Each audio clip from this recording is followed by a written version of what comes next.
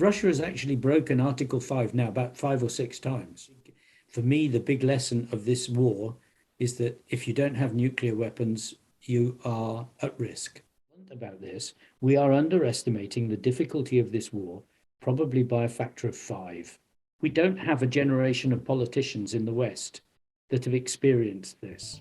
Nearly 1 year after Russia invaded Ukraine, we're talking to Glen Grant about tanks, the hot topic of January 2023, and Germany's arguments about why it can't send the Leopard tank has made many people realize that they really don't know much about tanks.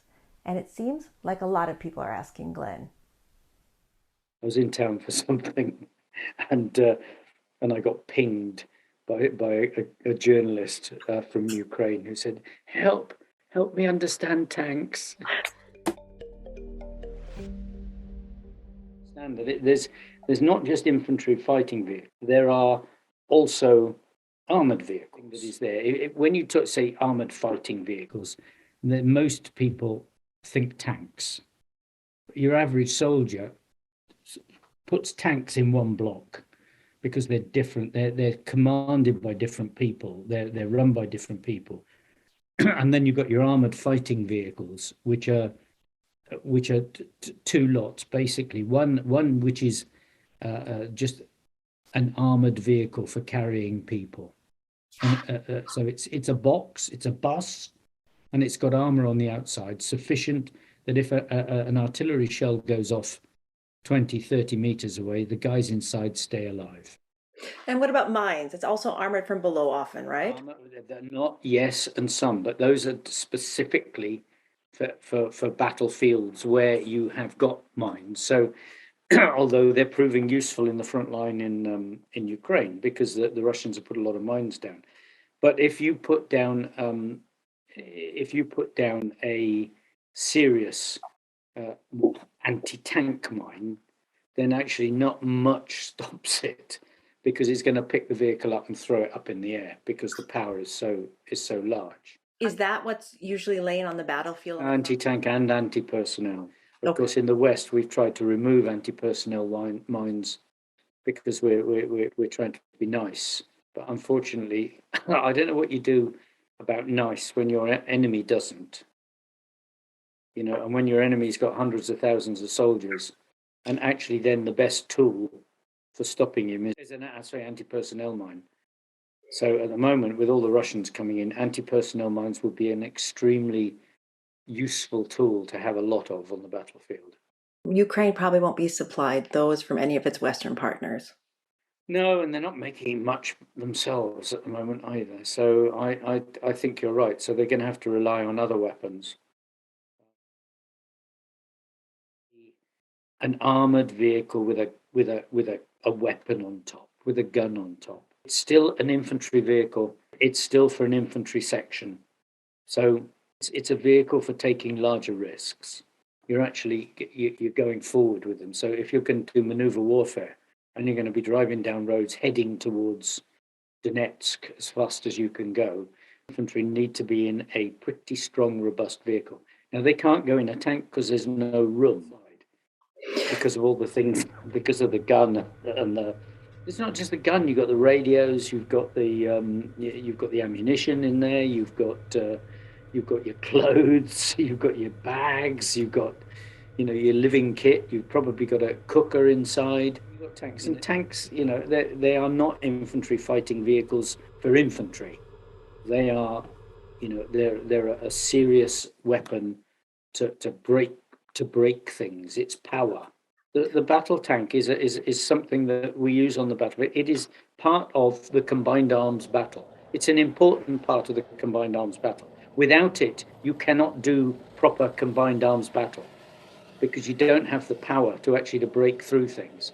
So you are playing at it, and you're always at the whim of the enemy who's got a main battle tank. If they're out in the open, 3-5 kilometers, you can use a missile. But when it gets in close, when one of them comes around the corner of a village or a town, and it's staring at you, there isn't anything else except another tank that you actually want next to you. It's a heavily protected mobile weapon, big weapon, powerful. And that's what you want. I mean, why would you not give someone a weapon that they need badly? I have no idea. I don't understand what they think. Why would they think that why would they think that Putin would suddenly go nuclear if someone got a tank on the other side? I mean, it's a childish piece of logic. It's almost it really is childish, and I don't understand it. But you need main battle tanks to fight. Hey, what did we design them in the First World War for? To break through infantry battles. But can we still use the lessons learned from World War One and World War Two with all of the technology that's being used in warfare, especially how drones are being used? Aren't things changing? And maybe that doesn't make tanks as important? There's no difference with this war than from World War Two. It's exactly the same. Russia's using millions of people and letting them die, and you need strong weapons to fight them. That's it. There's no difference. Okay, so we've now got drones, but the drone is a surveillance device. It lets you see. On the First World War, we had aircraft. We didn't have drones. We had those nice two-winged aircraft. My great uncle flew in one. So I know all about this. And they did artillery observation from them with with flags and flying back and dropping messages and everything in the First World War. So, using aircraft for these things instead of drones, it's not new. We're just changing the sophistication of the device. The same with the missiles. We're changing the sophistication of the device. We've gone from direct fire weapons to missiles to better missiles.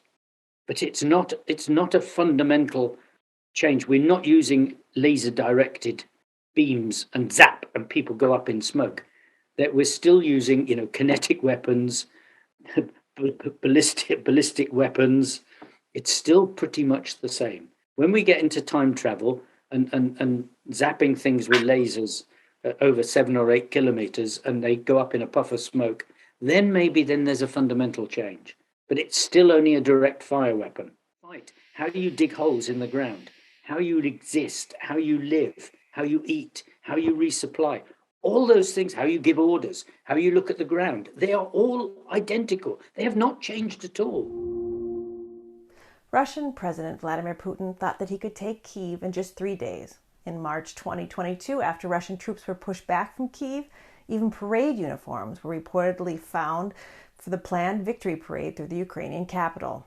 This war has been full of surprises. And what surprised Glenn? How bad the Russians were. That's the first one. They were even worse than I dared believe they could be. That answer surprised me because in the past, Glenn and I have talked about this, and he was already very critical of the Russian army. He mentioned how corruption would affect the supply chain and logistics, but I guess it was worse than he thought. Yeah, it's even worse than I thought, yeah. And I mean, I've been told how bad it was by a couple of Ukrainians who've been in different organizations in the Russian armed forces. I mean, in 2014, I was doing a seminar, and one of the guys there, he'd been a major, I think, in the Russian army, and he said, "Glenn, you don't need to worry, mate. They're awful." And I thought, okay, he's pulling my leg a bit, but he wasn't. He was absolutely right. No, that's the first big surprise. The second big surprise is how poor the analysis is internationally of what's going on. How little people understand of what they're looking at. So they see these things, they see on the front line, and they make an assumption.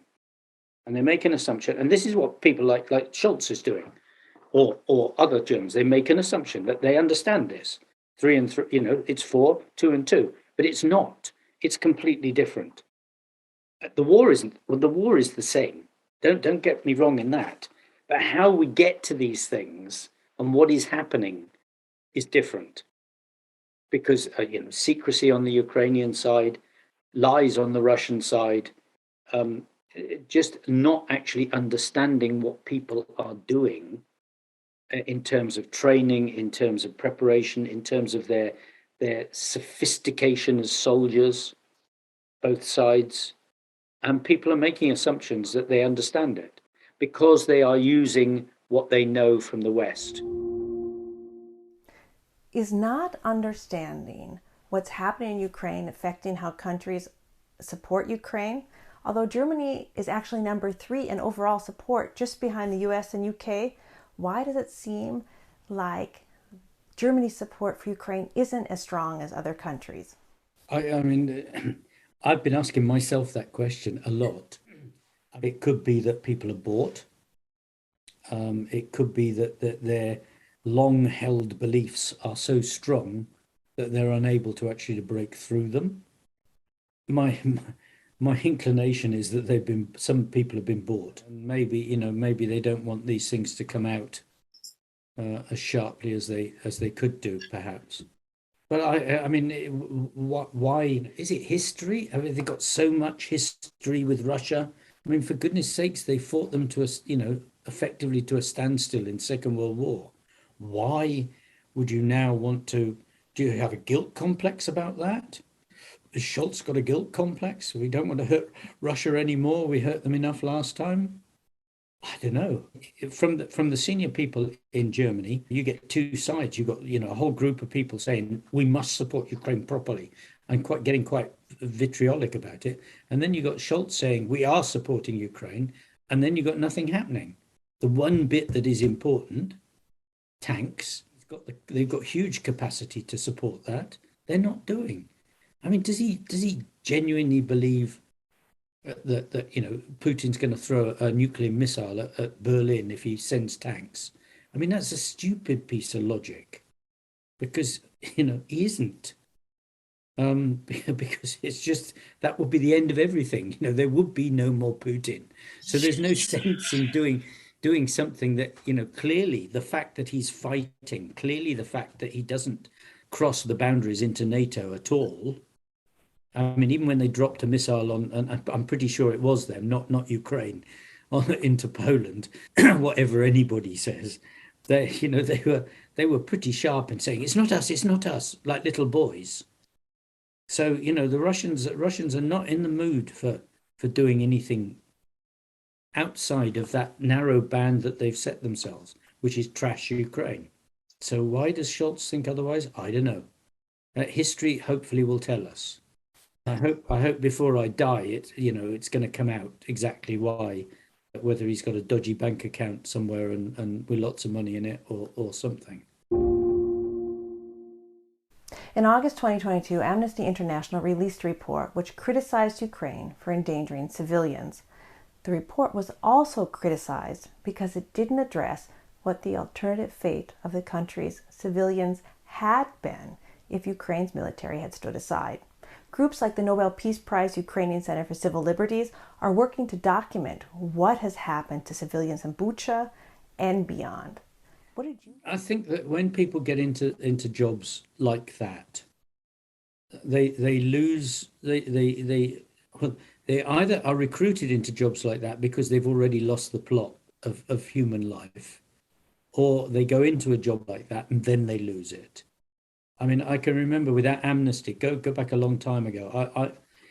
I actually sat on a train with a Kurdish dissident who was about to be exported back to, I can't remember which country, Iraq or Kurdistan or somewhere like that, and he had a folder of evidence of all the atrocities that have been going on in and around Kurdistan. And we talked about this, and he opened his bag and he said, "Can I give this to you for you to take to Amnesty International?"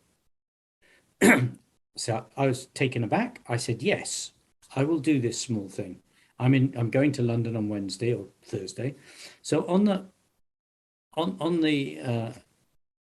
next day, I rang Amnesty International and said, "Look, I'm bringing this stuff. Exactly where do you want me to take it to? Who do you want me to take it? Because I don't want to come into London and walk around and not knowing what I'm doing," sort of thing. And the woman said, "Oh, we won't take anything from you if you're in the army." I said, "What?"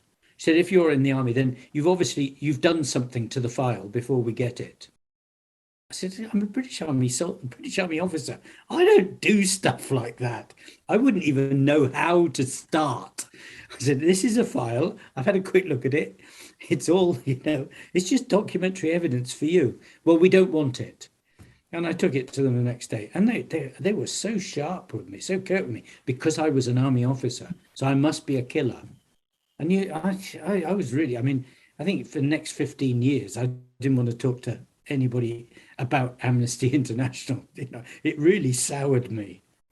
So when this happened, I was not surprised at all.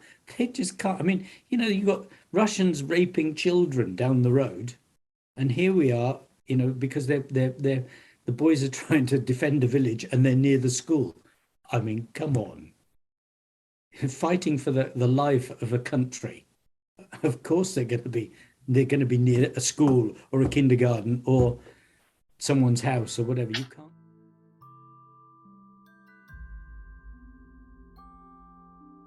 The Red Cross. It's been proven to be corrupt. This war has blown it wide open. Some of their work, clearly very good. Some of the work they do in prisons, in places in Africa and things like this, it's obviously prison reform, it's good stuff. But, their main job that they're supposed to do, which is, be in the battlefield and help people and be neutral, has been blown wide open. So it's in that way, you could say that what's happened in this war has actually been extremely good, because it's actually blown a lot of things wide open, and it's brought reality back to world politics. In November 2022, the most senior U.S. General Mark Milley, chair of the Joint Chiefs of Staff, the body of the most senior uniformed leaders within the United States Department of Defense that advises the president and other high-ranking officials, estimated that around 100,000 Russians and about 100,000 Ukrainian soldiers had been killed or injured in the war in Ukraine. Milley's numbers corresponded with what had been reported for Russia in Western media, but his estimates for Ukraine surprised some. Although the U.S. supports Ukraine, could Milley's statement in November have been an attempt to frame or reframe America's support? That's a very difficult question. My view is he's just weak. And therefore he doesn't like this whole thing, is my personal view. That he is in a job above his pay grade, and he shouldn't be there. Because his job as commander in a war like this should be to help Ukraine win, with everything at his personal disposal, and to give his political chiefs every tool that they can and every sensible explanation militarily that they can, not the political ones. He should not be dabbling in the politics of this, and he has done so several times. And I think that's wrong. He shouldn't be doing that. He's military.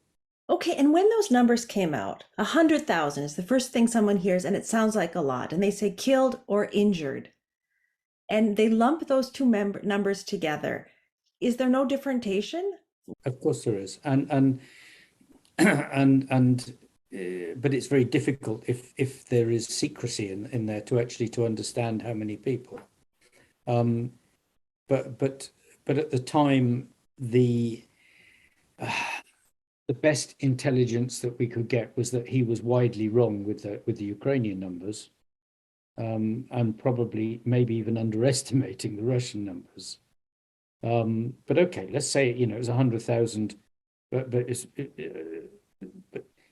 Ukrainians have been trying to be really, really hard about getting the right numbers of how many they're killing. I suspect they're up and down. They're getting they're fairly close to it. Just because if you see the pictures on the battlefield, the drone pictures of after Russian attacks, you realize that they are big numbers that they're losing. It's hard to judge with the Ukrainian numbers, but going on Facebook, there obviously are people that are not talking about people dying on Facebook. but there are a lot of people talking about those that have died, and the numbers are not that high. They are high by Ukrainian standards. So when Ukraine says it's had a bad time, then some days I've talked to people and they said, yeah, we lost 20 yesterday from a unit. Okay, multiply that across the whole battlefield. But you can't, because they're not all fighting across the whole battlefield. So, the brigade that one of my friends is in down near Kherson, I mean, they've been shelled lots, but they haven't lost anybody. The brigades in Bakhmut and Soledar are losing people, but it's impossible to tell how many at the moment. But it's certainly not the same scale as the Russians. Politically, should we worry about this? The answer is we can't afford to. And I'm going to say, be blunt about this. We are underestimating the difficulty of this war, probably by a factor of 5. In other words, the brains of the people that are looking at it are not looking at it as severely as it needs to be looked at. They're not looking at it, as if the war is as severe as it is. They are simply not clear in their minds. They're looking at it they're judging it by their own views. They're not actually judging it by the realistic, what the hell is happening on the front line, and how nasty is it on the front line, and what is Russia doing on the front line. Okay, I love them dearly. Britain is handing 10 Challenger tanks, but does it realize how little that is? It's a drop in the ocean. It's a drop in the ocean. And politically, it's a nice thing. Maybe it'll unlock tanks from Germany and unlock tanks from Poland and Czech Republic and everybody else. But the numbers that we're talking about for supporting Ukraine are tiny. Still, people think it's a lot. It's not. It's not. It's enough for Ukraine to survive. And they are surviving by dead soldiers. Lots of dead soldiers, because they don't have the equipment that they need. They don't have the enough grenade launchers, enough mortars and mortar ammunition, enough winter equipment, just simple winter equipment. There are still units that have not got winter equipment because we gave lots. Yes, we gave lots, but it's not enough. And I don't think people are drawing the deduction from this. If we lose this war, if Ukraine loses this war, Russia will go somewhere else. Okay, they may take a few years and a break, but they're going to go somewhere else. So it's your opinion that Russia won't stop at Ukraine? Yeah, I know it's their opinion as well. Listen to them. They're saying it. It's all over. It's not my opinion, it's theirs. They're telling us, and they've been telling us what they're going to do since 2008, and we haven't been listening since they did Georgia. So, you can't, it's a foolish person that actually doesn't believe what they're saying. Considering what all of Ukrainian society is going through, how is this going to affect how Ukraine works with other countries after the war? That's quite a serious question. There are going to be some countries that Ukrainian society will be unhappy about. And I think that when the great rebuilding comes after the win, which they will win, but when the great rebuilding comes, there are going to be some countries that don't get into major contracts in the way that they perhaps would like to, because there will be a lot of money going around. I hope the support for the war continues in the same way so that people don't get soured. But there are people getting sour, especially over things like tanks. It's very hard to tell a voter whose husband has just died or wife has just been killed on the front line, or grandparents have just been shelled and died.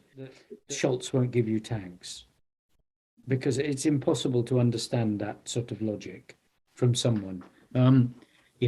We don't want to be first. Oh my, oh my, oh my, and that sort of thing will, thankfully the public in Germany has been wonderful about looking after immigrants and looking after people that have left. So people understand that there is this difference between governments and people. And that, which is, I'm going to say, thankfully, that is the case. But there will definitely be some unhappiness about the way some countries actually acted, and their slowness. I mean, I'm not sure that many Indians will be welcomed back into Ukraine after, whereas Pakistan has been sending ammunition, and well done them. Why is India supporting Russia? Switzerland supporting Russia. I mean, it's bizarre. It's bizarre. I mean, where's the values? Well, you have to question those things with countries like that. Well, Switzerland did make a lot of money on World War II too, and they were neutral then. It did, and maybe that's how they hope that they're going to, carry on. But I don't think that this is where the world is changing. I think, that the growth of the liberal West is less happy about people doing things like that. They're stopping Spain doing something. I mean, for goodness sakes, do down what the Spanish government wants to do from another government, to do down what even actually the German government wanted to do with ammunition for Marder. These things that's beyond the pale. That's too much. How do you gauge like the public opinion in Ukraine about different countries in Europe? Shades of grey. Shades of grey. I don't think there's a stark, black and whiteness. Whereas America is definitely, white because it's doing what it's doing in big time. Britain is definitely white because it's doing. But I think the others are all just shades of grey to most people. I mean, I never hear anybody saying, "Wow, look what Czech Republic's done," but I do hear them saying, "What the hell is Scholz playing at?" So on the shade of grey, the darker end, Germany inhabits that darker end because of what Scholz does, and it doesn't matter what they give, because it's that argument that he uses about that spoils everything else that Germany does. I mean, so I love Germany, but oh dear, that Scholz bit spoils the whole European argument of we're supporting Ukraine, and that's a shame. That's a shame. You were talking about how the UK and the US stand out. Whenever I listen to reports about what's going on in Ukraine, I always hear British intelligence says. Why is it that British intelligence seems to be the go-to source on Ukraine right now? I think there's a couple of reasons. I mean, the head of MI5 was talking about this need for more openness from the intelligence services, and I think that this is a reflection of that. Whether it's MI5 or MI6 putting the packages together, or defense intelligence, I'm not quite sure. But I think it's also a confidence thing. In general, the British military and the American military are much more confident than their peers in other countries. You can see this in NATO. A lot of people in other countries are not so confident. So I suspect that their security services are not so confident about speaking out, either because they don't want to let on what they know, or because they're under maybe slightly different political control. I have to say that some of the stuff that the UK intelligence puts out is really good. And some of it I think is terrible, but at least they are putting stuff out, and it's pretty accurate that they put out. If there's such a disconnect in the West with what war is really like, how do you get people to understand what's happening in Ukraine? I asked Glen what he would tell someone that wants to know. And before you hear the answer, know that Glen is very direct. He doesn't soften what it's like to be a soldier. It's something that people need to hear, and Ukrainians need to know that the reality of the situation is also being talked about. Drive to Bakhmut. Just drive the road to Bakhmut. That's the only way. Or at least look at the videos of the drive to Bakhmut that people have been put in. Because when you actually see that shit in front of you and the fire and the flames going up and the explosions, and then that's when people know it's real. When you've been shot at, then there is a beginning of an understanding that the world is slightly different. When you've been shelled, there is a real understanding that the world is different. And I think that, you know, some of the politicians have been to Ukraine and have not been far from the shelling, have got an understanding. Some obviously have got an understanding because they've read a lot, you know, from the reading of war books, like Boris Johnson. You know, I mean, to write about Churchill, he had to read about war. That brings a reality to it. But I think a lot of people have never read a war book. I've never been to a war zone. A lot of politicians never been to a war zone, never been shot at, never been shelled, and just can't bring themselves to understand actually what it's like, what that, you know, that horrible feeling of fear when you hear that of a mortar and you realize it's not one of yours because you haven't got one. It's someone else's, and it's going to come down somewhere. You know, these things, they go through you cold. Absolutely, you go cold.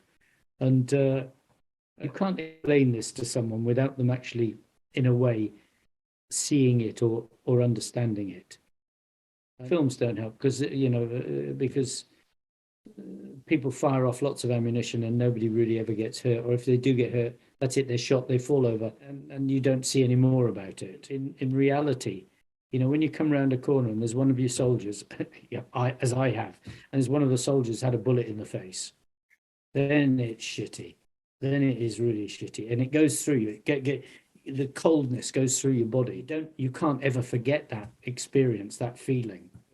So Western soldiers, most of them should know. Some have been to Afghanistan and Iraq and have seen their friends blown up. They know. They understand. When the vehicle in front of you blows up, it will live with you for the rest of your life. You know, one of your friends is in that vehicle and it's blown up. You will have post-traumatic stress. You will remember that for the rest of your life. I don't care who you are.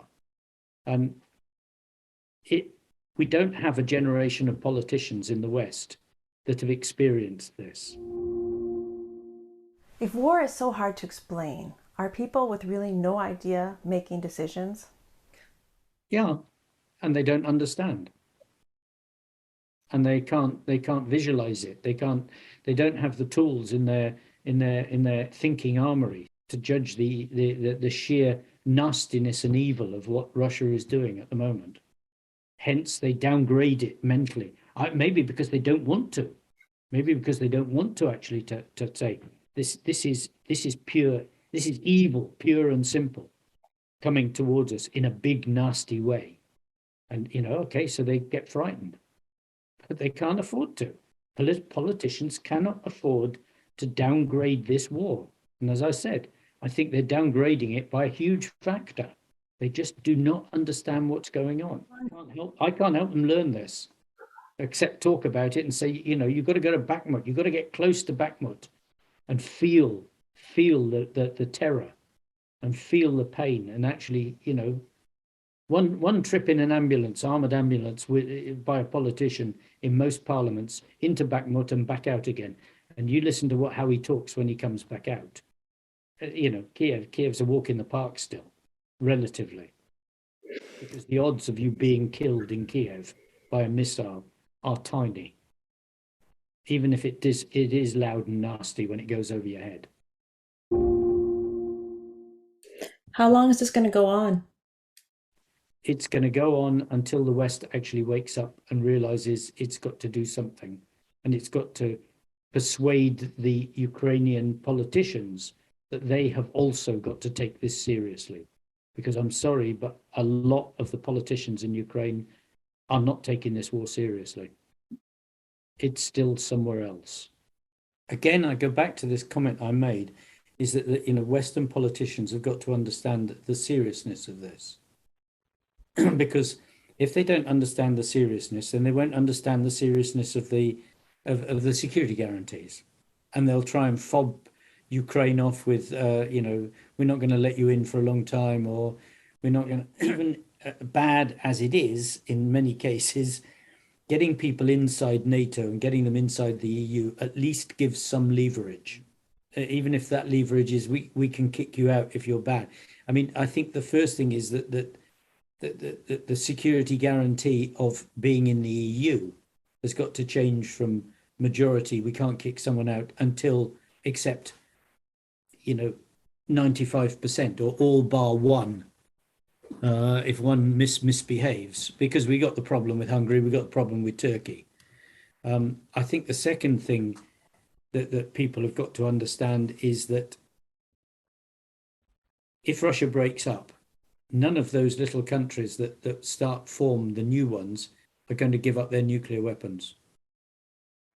I just don't see that. I think for me, the big lesson of this war is that if you don't have nuclear weapons, you are at risk. And because the West has shown it will not support other people with nuclear weapons. France, we're not going to fire at you to Russia. Hey, what's the point of having the equipment then? What's the point of spending the money on nuclear weapons if you're not willing to use them? And if you've got those nuclear weapons and other people are relying on you to help them, and then you don't, that just tells the other person, it tells Ukraine, I'm sorry, big America didn't help us when it counted.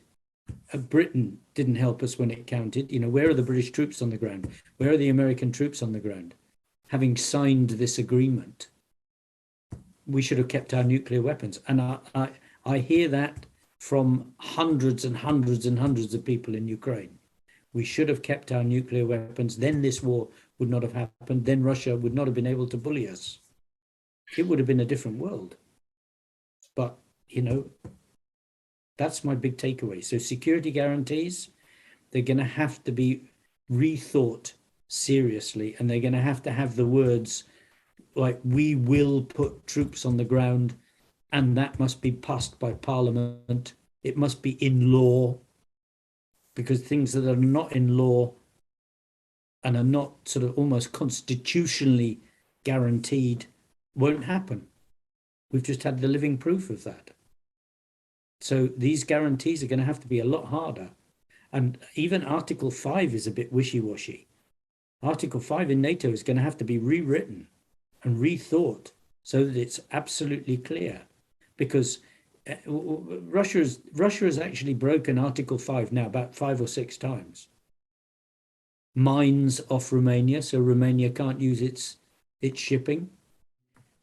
When you look at things like that, missile into Poland, it needs rethinking. Cyber attacks on virtually every NATO country, and quite serious ones as well. On the murders, yeah, absolutely, absolutely, and the murders all over the place, and is not buying up politicians and putting people into security services not an attack on your country? What are we waiting for? I mean, that's just as bad as we can see from Bulgaria. It is as bad. The hybrid attacks in Bulgaria are as bad, where Russia has virtually got state capture. I mean, it's so close to being state capture, but nobody's shooting, nobody's firing any weapons. But in effect, Article 5 has been violated in Bulgaria heavily. Country has been attacked. So we need some hard rethinking about these things. And I just hope that the next generation of thinkers that go less naive about, evil. Because it goes back to it. If you believe everybody's nice, you don't need security guarantees.